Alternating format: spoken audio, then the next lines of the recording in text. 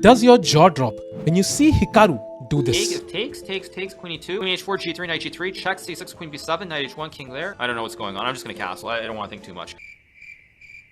But once you watch this entire video, you'll literally be able to do a chess rap battle with Magnus Carlsen himself. You're a guy that was bullied in school. If it is for Cipher, I'll make you like a fool. Okay, first you need to know the first 8 alphabets of the English language. Okay kids, today we'll study all the alphabets A to Z. Speak with me.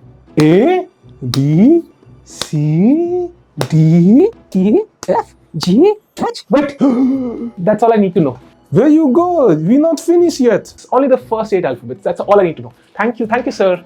And once you also know the first 8 numbers, take a chessboard and place the numbers vertically and the alphabets horizontally. Now I'm going to show you a few critical steps. Once you grasp it, rewatch the video and do them one by one. Step 1, go through all the squares one by one until you reach the H8 square at the top, and then repeat. The more you look at the squares, the better you can visualize it, and that's really important for our goal. Step 2, run through alternate squares on the chessboard now.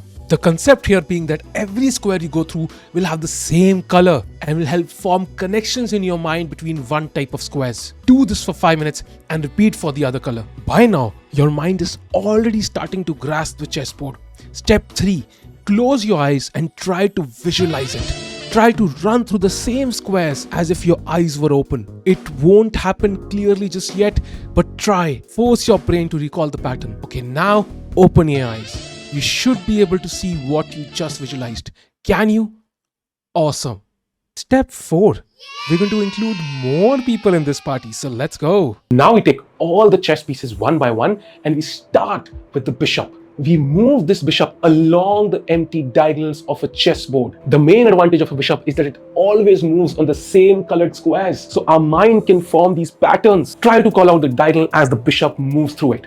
A1, B2, C3, D4, E5, F6, G7, H8, and now keep repeating for all the diagonals of the chessboard. You will be slow at first, but gradually your speed will increase. It will not take long before you can call out the diagonal like A1, B2, C3, D4, E5, F6, G7, H8. Now we pick up the other chess pieces one by one. We start with the knight, which always moves to a square opposite to the color it was on. So if it was on a light square, it will now be on a dark square, and we repeat this for 5 minutes, moving it across the chessboard. Then for the rook, the queen, the pieces which can traverse the entire chessboard in one move. And now for the final step, the cherry on the cake, so to speak. There's a certain fun exercise on chess.com which gives you a score on how many chessboard squares can you remember in the span of 30 seconds. Now this has been fast forwarded for dramatic effect, but the technique is very simple. You see a prompt for the square, you click on it, and this is the best way to train your notation. I want you to practice all these 5 steps for 5 minutes daily each. That's 25 minutes of your time for just 1 week,